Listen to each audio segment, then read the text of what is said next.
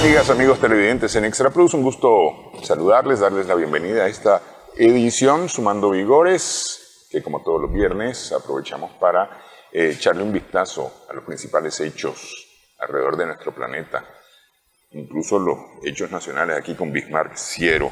Muchas gracias por estar con nosotros, Bismarck. Gracias, Néstor. Cerramos agosto, la Semana de la Discapacidad. Y además la Semana de la Discapacidad, y la cerramos bonito porque el 28 se inauguraron en París los Juegos Paralímpicos. Fíjate que yo le di seguimiento hasta hace como unas 2 o 3 ediciones atrás, creo que esta es la cuarta, cuando participó aquel muchacho nicaragüense que ahora hace televisión también, Holman. Sí. Y ahora hay otro muchacho también, Carlos Castillo. Sí, que es el representante, único participante por Nicaragua y representante en atletismo. Estuvo en Tokio también. Sí. Me pareció interesante porque en la Semana de la Discapacidad, cuando tuvimos varias actividades, él se estaba preparando y no sabía que no estaba en Nicaragua. Hasta después me di cuenta que andaba es que la semana pasada, acordate que la semana pasada se abanderó a los atletas paralímpicos nicaragüenses que iban a 2 actividades. Por un lado estaban los de ajedrez, que fueron a los Juegos Centroamericanos. Aquí nomás. Sí, que son ciegos. Sí. O tienen limitación visual y entonces están participando en los Juegos Centroamericanos en ajedrez, en una representación de ajedrez por Nicaragua. Y Carlos Castillo, que quedó abanderado para los Juegos Paralímpicos de París. Sí, porque repite París en esta ocasión ya con los Juegos Paralímpicos. Francia se volvió a vestir primero con los Juegos Olímpicos, ahora con los Paralímpicos. No sé si escuché que tal vez iba una delegación neutral, le llaman ellos, paralímpica de los rusos, 88, a 4 no le habían dado pase, y al final creo que fueron solo 88, a 4 no le dieron.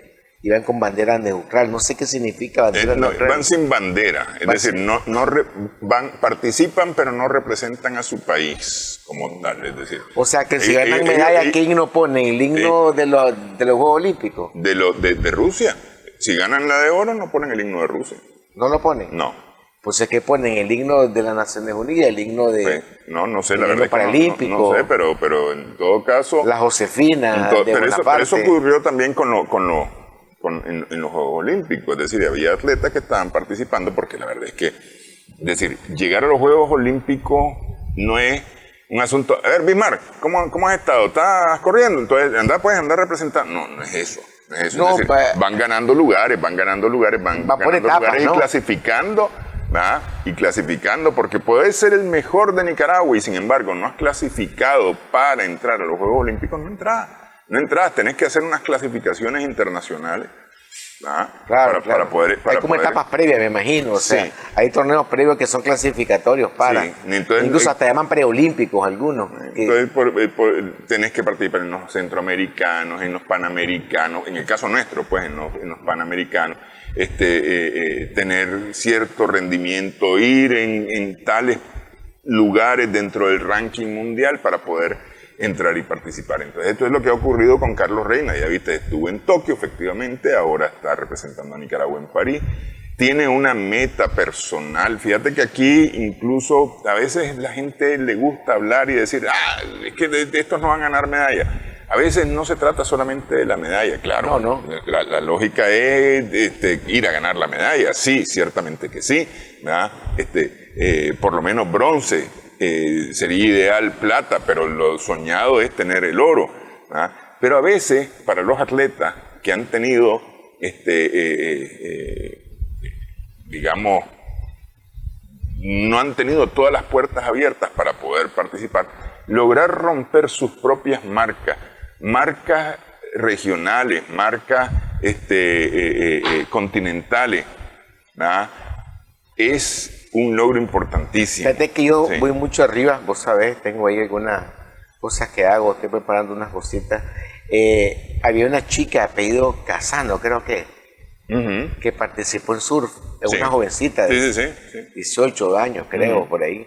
Y anduve en esas playas que practican el surf, y la chica era como el hecho que haber participado en los Juegos Olímpicos, es conocida, pero voy a decirlo de esta manera, tomó como renombre. El hecho de haber ido, solo de haber participado en los Juegos Olímpicos y que aparece en la delegación como tal, pues, por Nicaragua, hizo, creo que le llaman hit, o sea, dos rondas, 2 series, en la segunda no pudo, y la chica estaba ahí y la gente la seguía, una bienvenida en la playa de todos los surfistas, como que había, yo pareciera como que era ganado medalla, pero cuando hablas con la gente, el mismo hecho que ella haya salido de una comunidad, Limón 2, de Tola, Rivas, a París, a competir con lo mejor en el mundo, para ella eso es como haber ganado, pues, porque pasó varias etapas para llegar hasta ahí. Entonces, quiero recordar la frase que alcancé a escucharle a la muchacha decir en ese evento: con solo el hecho de participar ya ganamos.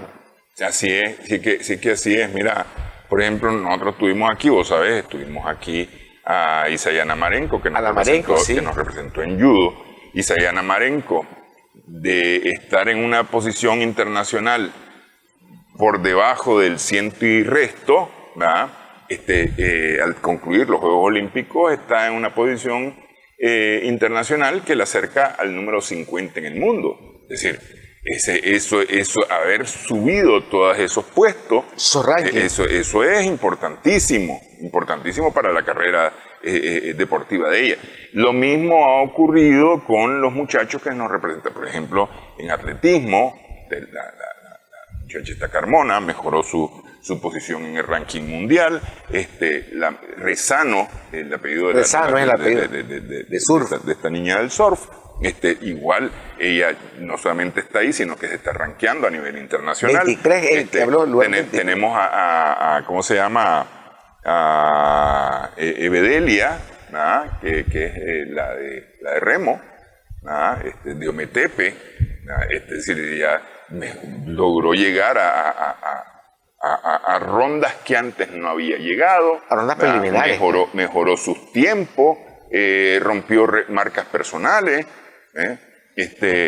Lo mismo en natación, con la muchacha Schutzmeyer y con Gerald, se me ve el nombre ahorita. Mejoraron sus rankings, mejoraron sus números propios. Es decir, eso es importantísimo. Además, participar en esas competencias con una calidad de atletas que están preparados tecnológicamente, por un lado, pero además que desde temprano, y cuando digo desde temprano no quiero decir ni por la mañana, ni de hace meses, sino que esto es de años. Es decir, estos muchachos pueden tener fácilmente 8, 12 años con un médico, un nutricionista, un entrenador, la tecnología a su disposición. No los nicaragüenses, te estoy hablando de los que van y ganan medallas. Sí, los japoneses se someten como la vez pasada que escuché lo de la gimnasia rítmica, hay países que siempre ganan medallas, como Estados Unidos y eso, van a la escuela desde que empiezan a caminar hasta determinar. Hay una edad límite que tienen a los 20. Por eso te digo, son 4, 8, 12 años que están preparando a ese atleta y le están dando todas las condiciones. Imagínate aquí, practicás en el lago de Nicaragua, en el Cocibolca, es decir, y ahí haces tus prácticas, y haces las prácticas no necesariamente con toda la tecnología que la hacen contra quienes ha participado esta muchacha, ¿entendés? La verdad es que hay que considerar que lo que hacen nuestros atletas, lo primero es lograr la clasificación para ir a los Olímpicos. Eso es un mérito importantísimo. Y lo segundo es lograr romper sus propias metas, cumplir con sus objetivos en estos Juegos Olímpicos. Que claro, uno de ellos es la medalla. Pero bueno, este muchacho, por ejemplo, Carlos Castillo, que nos está representando en atletismo, en los 400 metros, él tenía 57 segundos y 59 segundos que alcanzó en Tokio. Entonces ahora va por romper ese récord de 59 segundos que él tenía. Y qué sé yo, quedar en 58, 57, 56 segundos. Si logra primeros lugares, bárbaro. Pero el hecho de que él haya roto sus propios récords ya es una cosa importante para él como deportista. Porque es que eso es importante, él como En la historia de los Juegos Olímpicos y Paralímpicos no tenemos.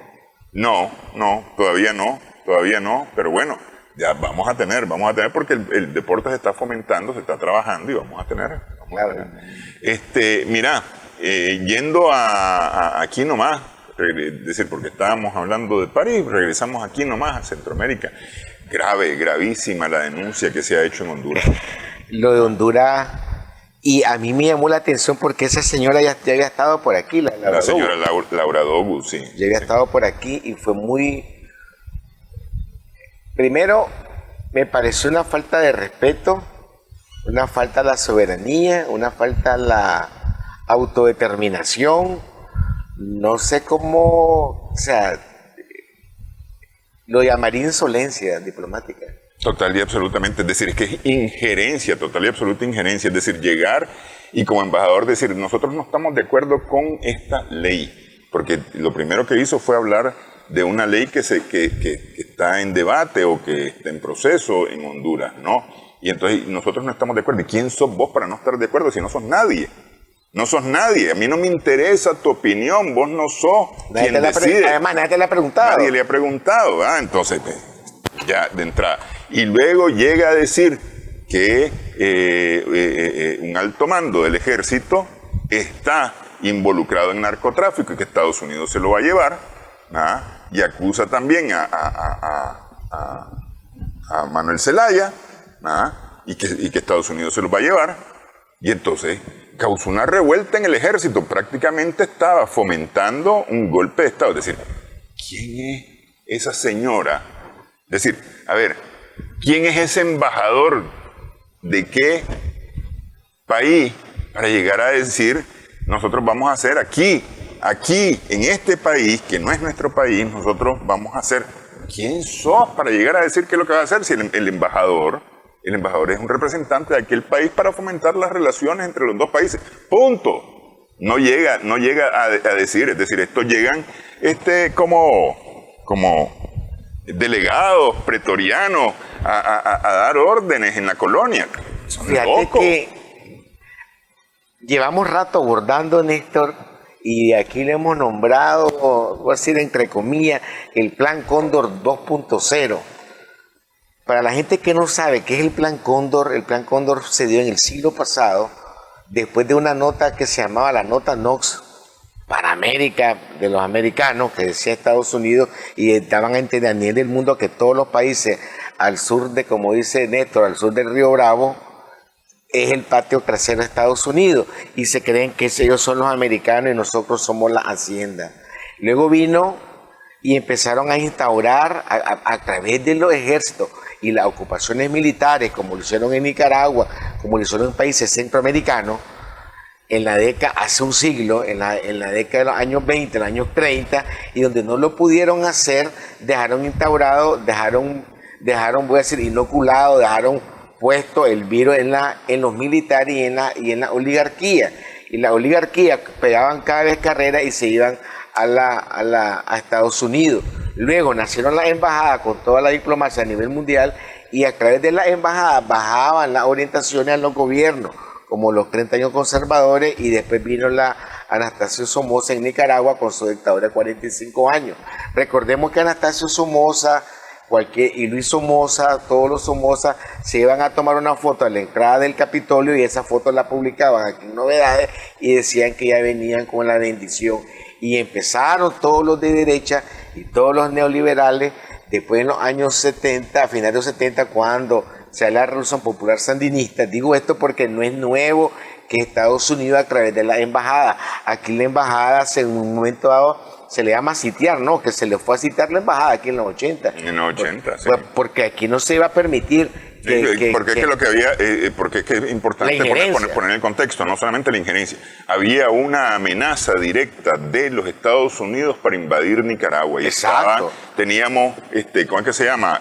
Barcos de guerra en el Caribe y teníamos barcos de guerra en el Pacífico. La famosa entonces Nicaragua vino... lanchas pirañas y todo eso. No, pero no solamente eso, había barcos de guerra con aviones, con cañones. Y pasaba aquí que le llamaban pájaro negro. Pero entonces, no, pero es que en ese momento es que vos hablas de ese asunto en la embajada. En ese momento hay una amenaza directa, muy probable, muy posible, ejecutable de parte de Estados Unidos para atacar directamente e invadir Nicaragua. Entonces Nicaragua viene y le dice, bueno, vos vas a invadir, lo primero que se va a ir en esta invasión va a ser tu embajada. Y le puso varios tanques alrededor de la embajada. ¿Ah? Eso, lo mismo que han hecho ellos, porque te acordarás que en Panamá nos hicieron eso a nosotros. Sí. Nos pusieron sus tanques en frente de la embajada, claro. Cuando invadieron Panamá. ¿Ah? Y nosotros no teníamos que ver con Panamá. ¿Ah? Y lo mismo han hecho en otros lugares, con las embajadas de Cuba, con las embajadas de Venezuela. Misma embajadora... Pero espérame, quiero irme con lo que decías para aterrizarlo bien el tema del Plan Cóndor. Antes de que nos vayamos a la pausa, ya nos piden una pausa.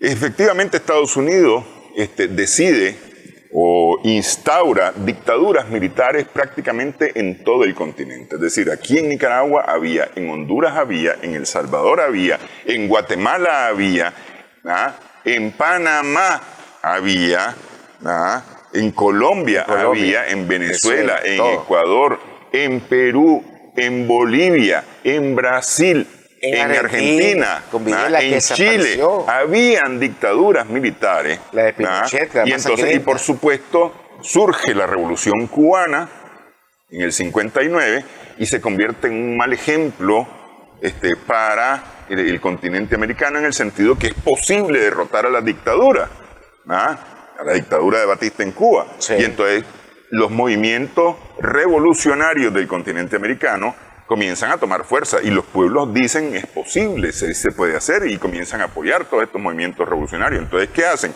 Ejecutan el llamado Plan Cóndor justamente para poder desarticular todos estos movimientos revolucionarios, que implicó detenciones, es decir, implicó la inmiscusión directa de la CIA en los países, con temas de inteligencia, la ejecución de detenciones, desapariciones, asesinatos de líderes. Es decir, fue una cosa tremenda y se calcula en varias decenas de miles de personas las afectadas, entre muertos y desaparecidos que aún el día de hoy, 40 años después, 50 años después, no han aparecido,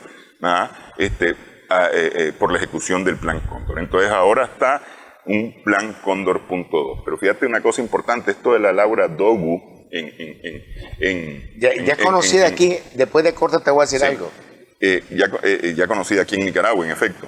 Pero además de esto de la Laura Dogu en Tegucigalpa, en la capital hondureña, fomentando un golpe de Estado, inmiscuyéndose directamente en lo que debe o no aprobarse en las leyes hondureñas, está también lo del embajador mexicano, lo del embajador de Estados Unidos en México, criticando y diciendo la reforma judicial tal, y poniendo posiciones políticas que no debe, eso se llama injerencia, así lo calificó el presidente Manuel Andrés López Obrador. Si querés hacemos la pausa y hablamos de eso, porque tenemos que hablar de México. Regresamos en breve en esta edición, estamos sumando vigores en Extra Plus.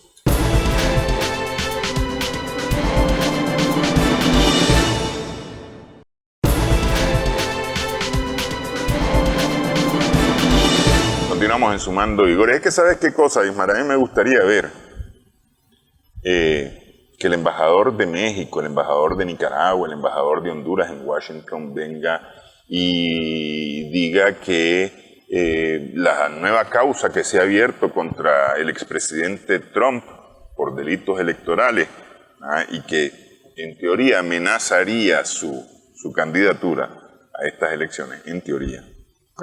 Difícil, pues, pero en teoría. Que vengan y estos embajadores digan que es una falta de libertad en los Estados Unidos a los derechos políticos de los ciudadanos. Eso va a ser... Si hacen esa declaración sería el acabose, sería una cosa... Estados Unidos rompería las vestiduras y diría injerencia de Nicaragua, de Honduras. Que venga el embajador de Venezuela y les diga que la forma que fue escogida la Kamala no cumplió con porque no lo cumplió los requisitos ni de su misma convención, menos que pueda ser candidata a la presidencia. Vos sabés eso, menos candidata a la presidencia. Y ahora viene imponiendo cómo tienen que ser los debates. O sea, vos te imaginas que diga el embajador de Cuba, Nicaragua, Venezuela, mira, no han cumplido ni siquiera con sus reglas, porque ni siquiera eso, ni siquiera pero bueno, le va a decir, ni siquiera cumplió con sus reglas. Ellos se llenan mucho la boca diciendo hay que cumplir con lo que dicen tus leyes, pero además no solamente con lo que dicen tus leyes, sino con lo que dicen las mías. Tenés que cumplir con... Llegan a ese extremo, entonces, ahora vos imaginate una declaración de este tipo. Pero bueno, eso mismo, no solamente la señora Laura Dogu en Honduras, también, te decía yo, en México, el embajador está opinando sobre un proceso legislativo que se está efectuando, que le ha representado además un paro del sistema judicial, es decir, un paro, una huelga del sistema judicial en México, que el presidente López Obrador le decía a los que estaban participando en el paro que no era correcto que estuvieran en paro, pero bueno, fíjate que ni siquiera se llegó a meter y dijo que era el Poder Judicial el que tenía que resolver si era correcto o no era correcto el paro, que a él le parecía que no era correcto. Y entonces viene y está esa reforma judicial que se está discutiendo, ni siquiera es que se ha aprobado. Y entonces el embajador de Estados Unidos dice que él no está de acuerdo con la reforma judicial. ¿Qué es esto, señores? Entonces el presidente López Obrador viene y le dice, señor, ¿sabe qué? Usted es un injerencista. Usted no tiene por qué estar opinando aquí. Está violando mi soberanía. Y como jefe de este gobierno tengo que decirle a usted que se ubique. Igual venía detrás la embajadora canadiense. Y a los dos los paró en seco. Me gustó esa parte porque él habla de injerencia. Les dice que no estamos en los tiempos del Plan Cóndor, ¿verdad? Le dice también que respete la soberanía y la autodeterminación de los pueblos. Dice que no está rompiendo relaciones, pero sí las deja en pausa. Pero horas después dijeron de que no pasaba nada. O sea, no pasaron 24 horas y ya nunca se disculpan, pero dijeron que no pasaba nada. Solamente para cerrar lo de la Laura Dogu, recordemos que ya la conocemos en Nicaragua, por aquí estuvo en el 18, por aquí ella se estuvo reuniendo con todos los golpistas, por aquí ella anduvo repartiendo pancartas y cosas. Ya había estado anteriormente en Honduras cuando no estuvo en Celaya, o sea que ella es conocida aquí en el vecindario. Sabemos que es una golpista de primer nivel y que ese es parte de su trabajo como diplomática, pues. Bueno, si se le llama diplomática. La verdad es que no es parte de su trabajo como diplomática, es parte de su trabajo como embajadora de Estados Unidos, que es una cosa distinta, porque no es diplomática. No. Es la representante del poder que cree que puede llegar a mandar a la colonia. So sorry, no se trata de eso. Pero mira qué cosa, en México, la presidenta electa, Claudia Sheinbaum, que va a tomar posesión ya en los próximos días, tampoco la tienen en buenas con ella, porque ella misma dijo, no, es que eso que ha dicho el embajador es una injerencia y nosotros no vamos a permitir, México es un país soberano. Es decir, si por la víspera se saca el día, por ahí vas a ver que las relaciones con Estados Unidos, entre México y Estados Unidos, más o menos van a estar en el mismo tono en que han estado actualmente. Porque decía, ¿cómo se llama? Mexicano, tan cerca México, tan cerca de los Estados Unidos y tan lejos de Dios, creo que era lo que decía, ¿no? El gran problema de México es ese, que está a la orilla de Estados Unidos, entonces a fuerza tiene que mantener relaciones con los Estados Unidos. El tema de la injerencia es uno, y el tema de los migrantes es otro, porque, es decir, con toda esta discusión política y campaña electoral en Estados Unidos alrededor de los migrantes, por supuesto que México está afectado. Recordar que no solamente ahí la inmigración es del sur hacia el norte. En las últimas dos crisis financieras desde el 2008, la burbuja que le llamaban famosa de Estados Unidos, muchos empresarios estadounidenses han venido a invertir en México. Y eso lo destacó López Obrador y lo dijo. Además de que habló de los terrenos que le quitaron de Baja California, y lo otro, casi el 50% de su territorio, que no fue hace poco, que no fue hace mucho, fue hace menos de un siglo. Y todavía dice la parte que son millones de norteamericanos, son nacidos en Norteamérica, norteamericanos, que tienen empresa y que tienen negocios con México. O sea, no estás hablando de en una economía fuerte, estás hablando de millones de inversionistas, ¿no? O sea, que no son 3 ni 4. Y hay un mercado entre ellos, lo cual ellos lo han sobrellevado en este gobierno de López Obrador, y espero que con Claudia igual se mantenga la misma tónica de la no injerencia y el respeto a la soberanía. Sí, porque en la parte legislativa Claudia Sheinbaum va a estar en bastantes mejores condiciones que las que ha tenido el presidente López Obrador, porque ya ves, los resultados de las elecciones permiten que en el Poder Legislativo, en la Cámara Baja, haya mayoría relativa. Es decir, en las diputaciones haya mayoría relativa para Morena y sus aliados, el Partido Verde Ecologista y el Partido de los Trabajos, del Trabajo de los Trabajadores, que tienen suficientes votos para ir solos a una reforma constitucional si se lo propusieran. Acuérdate que viene la llamada Cuarta Transformación, o están trabajando en la Cuarta Transformación claro, de México, y entonces eso les va a caer muy bien. Pero no solamente eso, sino que en el Senado quedaron a 3 escaños de lograr la mayoría calificada, es decir, lograr que el Senado también apruebe esto. ¿Con quiénes tienen que negociar? Tienen que negociar con Morena, que alcanzó solamente, con Acción Nacional, con el PRI y con el Movimiento Ciudadano, para poder lograr el objetivo que se proponga el gobierno en materia legislativa. Con los tres senadurías de Movimiento Ciudadano alcanza la calificada, porque son los que le hicieron falta. Por eso te digo, habría que negociar con ellos y negociar con el PRI o negociar con el PAN, pero es decir, para poder alcanzar esa senaduría, pues, porque son 6 para el PAN, 4 para el PRI y 3 para el Movimiento Ciudadano. Las que hacen falta para la calificada. Las 3 del Movimiento Ciudadano son las que hacen falta, efectivamente, pero bueno, habría que ver cómo lo van a negociar y cómo la van a ver para poder tener eso en México. Si no tenías algo más de México... No, que yo espero que siga la tónica la presidenta electa. Tiene una cosa interesante, creó la Secretaría de la Mujer y ya tiene una representante para la Secretaría de la Mujer, cosa que no existía todavía. Y empezó ya a nombrar a su gabinete. Ya prácticamente lo tiene listo. Si la última sorpresa es la Secretaría de la Mujer. La última gran sorpresa es... Hay algo sobre inmigrantes que me gustó también, que es una adición a lo que existía en el Ministerio Ciudadano, pero eso lo vamos a abordar en el momento que ella asuma el poder. Vamos a abordar un poco esa parte. Hay también nuevos nombramientos en Venezuela. Regresamos en breve. En esta edición estamos sumando vigores en Extra Plus.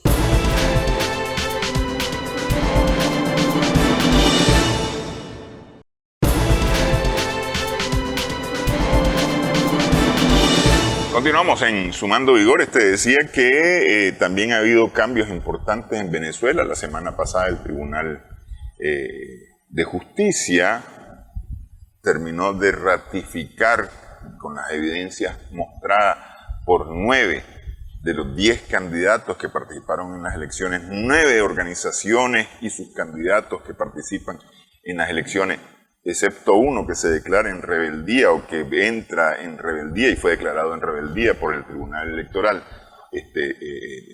representante de la llamada Unidad Democrática, que desconoce los resultados y ha falseado información para decir que ganó las elecciones, y con esa información falseada, Estados Unidos especialmente, pero otros países como Colombia y Brasil han hecho escándalo. Chile han hecho un escándalo tremendo con la información falseada, que además se ha demostrado que es información falseada, con actas que fueron falseadas. Pero bueno, en fin, el Tribunal de Justicia agarra y dice, las actas que tienen estas 9 agrupaciones políticas que ha presentado se corresponden plenamente con las actas que tiene el Consejo Electoral. Y los datos del Consejo Electoral y estas actas muestran que el que obtuvo más votos fue Nicolás Maduro. Y ratifican lo dicho por el Consejo Nacional Electoral. Eso es lo que dice el Tribunal de Justicia. Y entonces con esto, pues ya queda claramente, solamente, llamaron al Consejo Electoral a publicar en Gaceta, ya que no se ha podido electrónicamente publicar en Gaceta los resultados ya detallados, ¿no? Los resultados ya detallados. Lo que estaba ahí en firme. El candidato opositor, Eduardo González Urrutia, se dedicó a hacer más bien su trabajo, su campaña dirigida por la Corina Machado en las redes. Y entonces se dio un ataque fuertísimo a Venezuela y América Latina.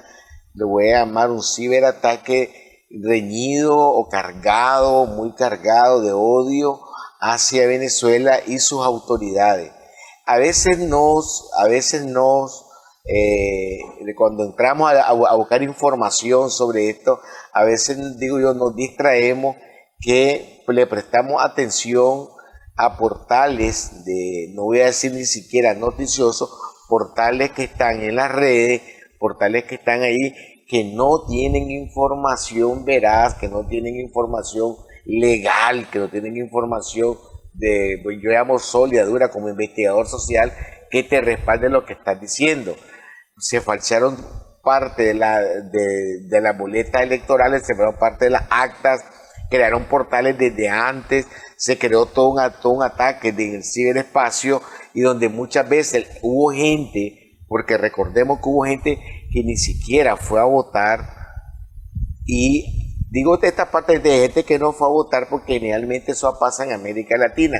Mucha gente no se acerca a la urna, pero sí está pendiente de las redes. Y provoca y calienta más las redes, porque son lo que en su momento aquí llamábamos, lo que Daniel decía de paso, se llama hater o odiadores. Personas que agarran un tema y por el simple hecho del tema de llevar la contraria y convertirse en un fastidio, lo hacen. Y muchas veces gente que ni vive en el país donde están pasando los hechos, ni siquiera tienen información sobre lo que pasa en ese lugar, y de alguna manera quieren trasladar lo que está en un ciberespacio a una realidad concreta. Me gustaron dos cosas en Venezuela, además de lo contundente del Tribunal Supremo Electoral, y que llamó al Consejo Nacional Electoral que publicara, que durante ese periodo, en esa semana, el presidente Nicolás Maduro se dio a la tarea, como presidente y mandatario, a iniciar procesos de consulta con el pueblo sobre la agenda del 2025-2030. Hizo una consulta a nivel popular, en conglomerados y todo, en visitas. Sobre todo anduvieron viendo la parte que intentaron destruir, alguna cuestión de transporte, y que ya se ha ido mejorando. Obviamente que se da en la semana también que se da la 11ª cumbre extraordinaria, de jefes de Estado y de Gobierno del ALBA TCP, que es el Tratado de Comercio entre los Pueblos.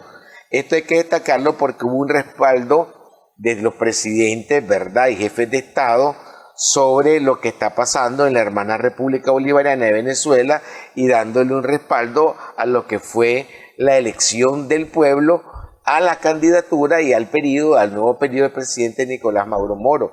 Recordemos que ha habido, además de ese ataque, ha habido un proyecto alrededor de Cuba, Venezuela y Nicaragua, de los ataques, porque son el mal ejemplo para América Latina y otros países. Sobre todo recordemos que el ALBA es uno de los polos en esta nueva realidad mundial que existe de geopolítica, que es un mundo multipolar, y existe este polo en este lado del hemisferio que se ha venido trabajando desde hace más de 20 años con el presidente y el comandante en su momento, que en paz descanse, Hugo Chávez Frías, que fue el que inició en parte todos los proyectos ALBA. Y ya llevan sus buenos años trabajando en esto, porque hay tres cosas básicas que a mí me gusta cuando leo esto. Uno es el respeto, ¿verdad?, mutuo entre las naciones. La otra es ese respeto de la autodeterminación del otro, la no intromisión en lo que pasa el otro. igual respetar lo que decide ese pueblo y lo que acaten las autoridades de ese pueblo. Eso se llama soberanía y el respeto a ese trabajo, a la autodeterminación de los pueblos y el trabajo en solidaridad en lo que se puede hacer. Recordemos que Venezuela en el último gobierno de Nicolás Maduro, que está por terminar, recibió más de 900 sanciones a nivel comercial y a nivel mundial en cuanto a la venta del petróleo. Hay una cosa que a él le ha apoyado, o varias. Una de las estrategias ha sido la reactivación agroindustrial, que ya lleva 5 años que solo van números para arriba. Sí, lo que le está permitiendo garantizar soberanía y seguridad alimentaria en Venezuela, sí. Exacto, que se cree que en unos 5 años van a tener una soberanía plena como la que vive Nicaragua. Pues Nicaragua tiene una soberanía alimentaria, pues está produciendo lo que se consume y se exporta todavía. Venezuela va a llegar a esos niveles porque esa es parte de la revolución bolivariana y el concurso de integración entre los pueblos. A través de la cumbre, o más bien con la cumbre, el presidente Nicolás Maduro recibió el espaldarazo pues, de los países miembros del ALBA y el Tratado de Comercio de los Pueblos, el TCP.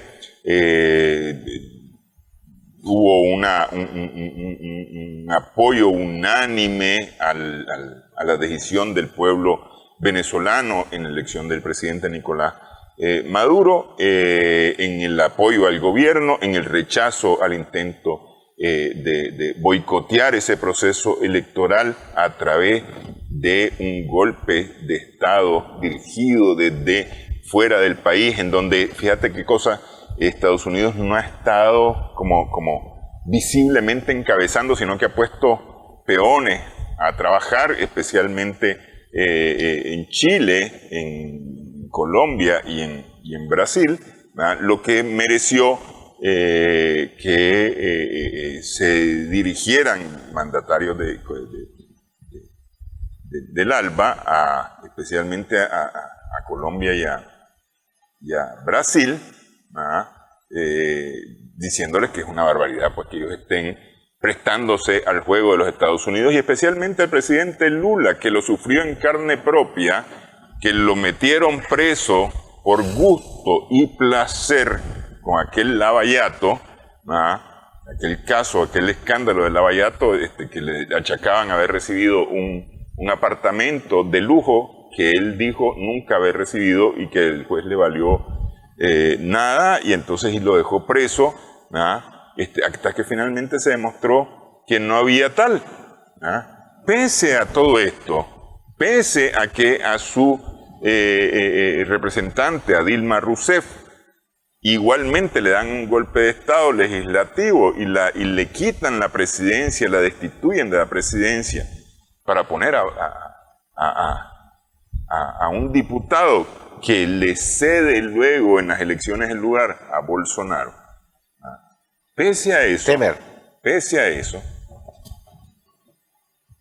ha estado del lado, es decir, del lado del coro organizado por los Estados Unidos, dudando del resultado de estas elecciones, y uniéndose con la evidencia de que está falseado lo que se ha representado por parte de la oposición. Con esa evidencia en la mano dice, hay que repetir las elecciones, no está claro. Primero es una injerencia. Primero, yo, del presidente Lula da Silva, yo digo dos cosas. Primero, en enero de este año, él estaba tuvo a poca hora de tener un golpe de Estado militar, acordémoslo. Eso fue recién nombrado. Recién nombrado en la primera, segunda, tercera semana de enero. Después anduvo la coronel Richardson, que qué casualidad que estaba en una de las, ¿cómo se llama esto?, de las bases militares, porque ella es la encargada de eso. Andaba viendo si tenían los muchachos jugo y conflay en una de las bases militares en Colombia, y ahí mandó a llamar a Noboa de Ecuador, a Milei de Argentina, a Boric de Chile, llamó nomás a Gustavo Petro porque andaba hablando mucha locurita, y que Petro llamara a Lula y le dijeron, para mí que le han dicho, mira, te conservamos en el poder, no vas a tener golpe militar, pero vas a empezar a ser nuestro paparapa, nuestro satélite, el que vas a hablar por todo. Porque Brasil, querramos, ¿no? Es un país grande, 200 millones de habitantes, representa muchas cosas, una economía para América Latina fuerte y de alguna manera. Entonces, ya él venía atacando fuertemente a Maduro, al presidente Maduro, al presidente Ortega, venía atacando a los presidentes del ALBA, venía hablando de, ¿cómo se llama el de Bolivia? Evo Morales, venía hablando de Díaz-Canel. Él ya venía desde hace rato. Por eso la locución y la intervención del presidente Ortega fue fuerte, pues, que de que te respeten, respetar, y si te gusta el poder, ya has estado en el poder varias veces. ¿Por qué no te enfrentaste al golpe militar que te estaban dando y preferiste negociar para seguir en el poder? Y ahora te convertí en una marioneta. Fíjate que Gustavo Petro, yo al final lo miro como, después de 200 años que la oligarquía colombiana ha gobernado Colombia y todo, esperaba un poquito más, pero con 9 embajadas son las que, o sea, 9... ¿Cómo se llama? Bases militares son las que hay en Colombia. Sí. Creo que es muy difícil, pues, pero es imposible, creo yo, pero no sé, pues. Pero al final son los satélites y es la pandillita que están usando a través de pero revivir. Bueno, una cosa es lo que pasa afuera y otra cosa es lo que pasa adentro, porque, es decir, cosa importante que está pasando, y te decía yo al inicio, que hizo unos movimientos dentro del gabinete, hizo algunos nombramientos. Por ejemplo, Diosdado Cabello pasó a ser ministro del Interior, lo que es una cosa muy importante. Pero ha hecho también otros movimientos que lo que a juicio de algunos analistas implica el fortalecimiento del trabajo gubernamental del PSV en el gobierno venezolano, pero además la rectificación por algunos errores que se han cometido, ¿no? Incluso mucha gente habla de corrupción en Venezuela, hablan de, ¿cómo que se llama? De cosas que, teniendo los fondos, a veces no hacen los funcionarios. Entonces, él está cambiando justamente gabinete para reparar esto y para poder ser funcional. Y de ahí viene el tema de la consulta, porque acuérdate que la consulta, que fue el domingo, sí, la consulta tenía que ver, el domingo recién pasado, tenía que ver justamente con qué querés que se ejecute, qué proyectos querés que se ejecuten en tu comunidad. Esa era la consulta. ¿Ah? Sí. Es que a mí me parece, yo como gobierno digo que lo que necesita es agua, pero la gente te dice que necesita camino antes que agua. Que el agua viene después, que primero el camino porque necesitan sacar la producción, por decir alguna cosa. ¿Ah? Entonces, eso fue la consulta justamente para poder ejecutar correcta y adecuadamente, y eso está complementado por el ajuste que hubo en el gabinete del gobierno venezolano. Como todo gobierno tiene que ir haciendo su ajuste, sus cambios de acuerdo a los nuevos tiempos. Y además que es saludable por la cuestión de programática, porque yo puedo servir como funcionario a lo mejor en la primera fase de desarrollo agroindustrial. Yo no hay que hacer esa etapa, yo llegué a mi límite y tiene que ser otro, el que sepa ya la siguiente etapa de desarrollo de exportación, de almacenamiento, que no está en mi capacidad, a lo mejor. Sí, no, pero además, es decir, aquí hay funcionarios que no han cumplido y la gente se los ha señalado y el gobierno ha escuchado los señalamientos de la gente. Vamos a hacer la pausa en esta edición, regresamos en breve. Libertad de expresión en Veremos.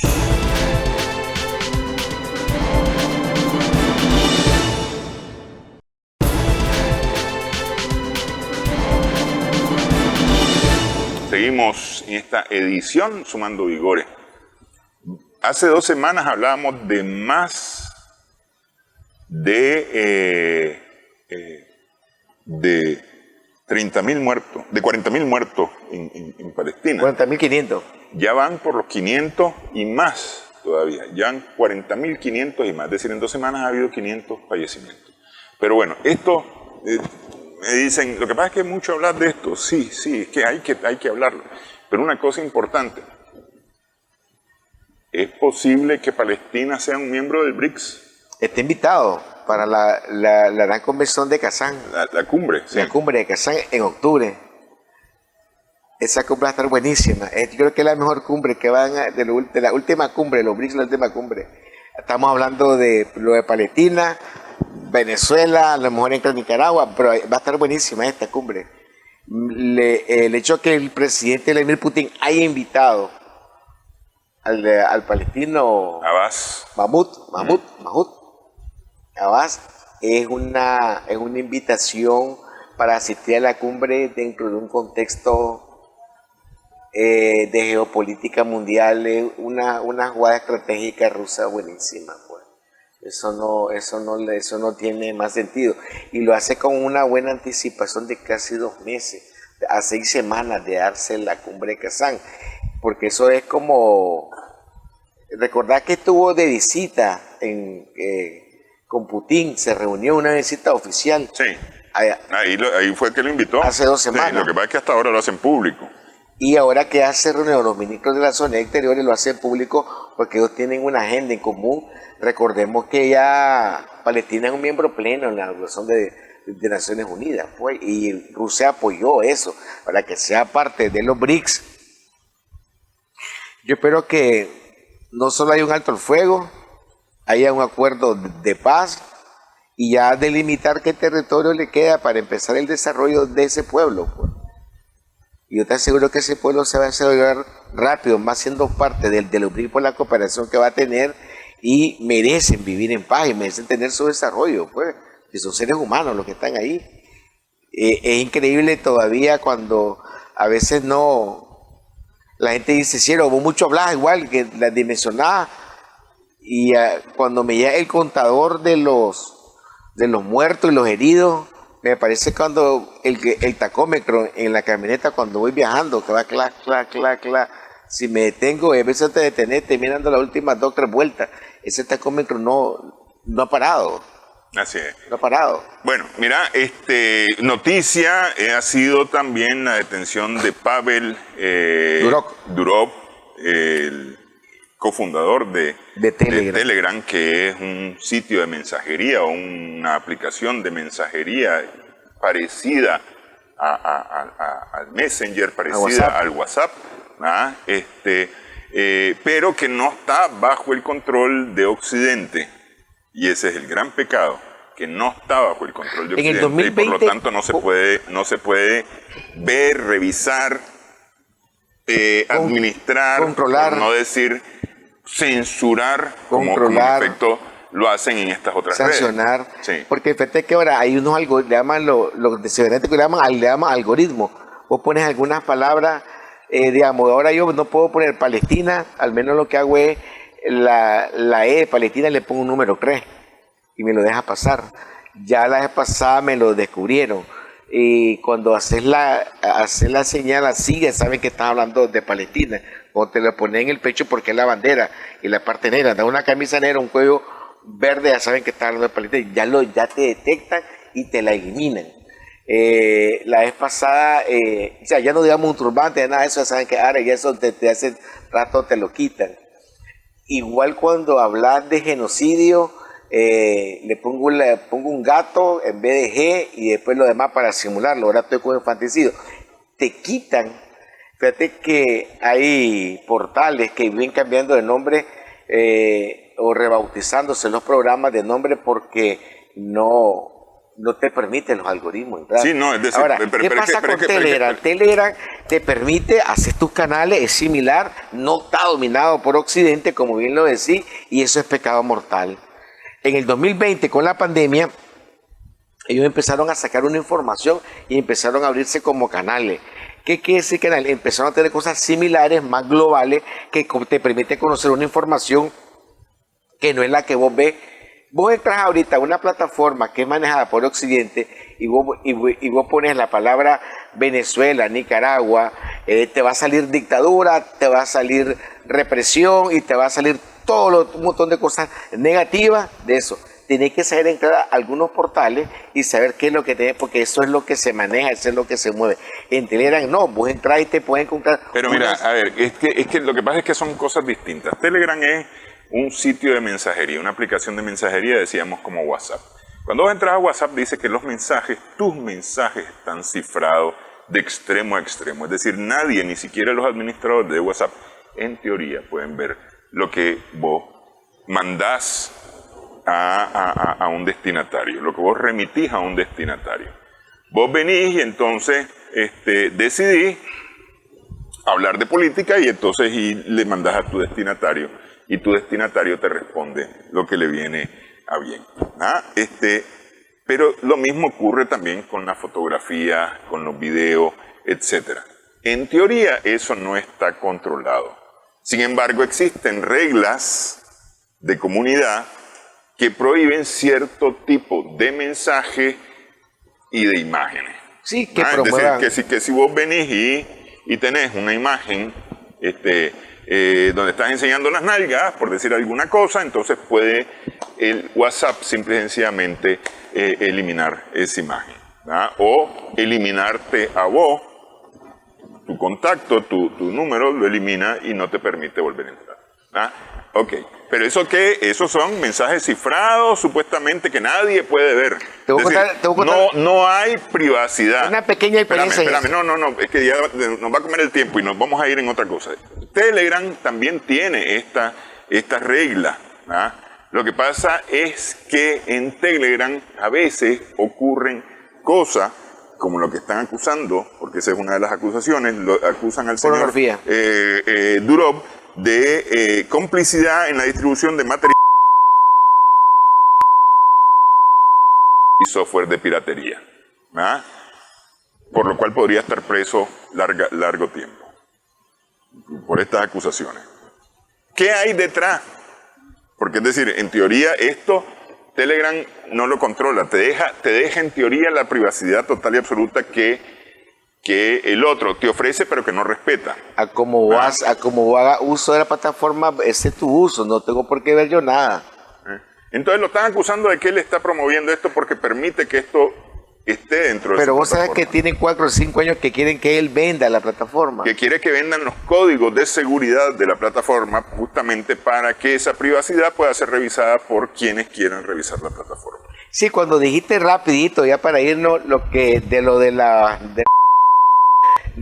solo recuerdo lo que le pasó. Pero es que es grave, no es solamente porque, ok, hay bastante en internet, no. Eso es gravísimo. Claro, o sea, te quiero contar porque un doctor, me acuerdo, un pediatra una vez sacó un par de fotos de unos niños que estaba chequeando, revisando, obviamente que lo que tenían que estar, no estaban desnudos, su parte íntima, estaban desnudos, pero un niño y una niña no tiene senos, pues, pero sin embargo, él había una toma donde él estaba haciendo y fue acusado. Era un médico haciendo un chequeo médico al cuerpo de un niño, una niña de 6, 7 años que no tiene mayor cosa que todo el mundo conoce, pues ni siquiera era su parte, o sea, era su parte íntima, era en la parte del pecho, en la parte que estaba viendo para ver cómo se miraban los pulmones de cara a la neumonía infantil y a todo lo que se estaba viviendo. Sin embargo, fue acusado y está preso el doctor Monroe y llamaron. Este tipo de mensajes también se envía a través de otras redes y sin embargo a estos nunca los han citado siquiera para hablar de este tema. De la isla famosa, a este lo metieron preso el miércoles a la noche, prácticamente para amanecer jueves, hora de Nicaragua, logró un acuerdo, pagó una fianza elevadísima y por lo tanto va a enfrentar el juicio sin estar en una celda, porque el juicio continúa sin estar en una celda. Le ofrecieron los Emiratos Árabes Unidos, de los cuales él es ciudadano, le ofrecieron asesoría jurídica, lo mismo que Rusia le ha ofrecido también asesoría jurídica. Vamos a ver por dónde se casa, y a ver cómo logra salir de este tema. Muchos lo que dicen es la libertad de expresión, ha quedado en entredicho, está siendo censurada en Francia, y por lo tanto Occidente. Hay unos que dicen aquí con Durov lo que se está es demostrando el poder del Estado, la fuerza que tienen los estados para ejercer el poder en contra de todos los que no están a favor de. Nos fuimos. Nos fuimos. Se fue el tiempo y se fue el mes Nos también. fuimos, se acabó agosto. Se acabó agosto. Vamos para los últimos 4 meses ya. A cerrar el Septiembre, año. octubre, noviembre, diciembre. Pom, pom. Se acabó 2024 prácticamente. Saludo a toda la audiencia que nos ven por todas las plataformas, por todos lados. En la próxima damos unos saludos especiales. Pues. Sí, vamos a empezar con los saludos para que nos dé tiempo. Gracias por su atención. Sumando Vigores.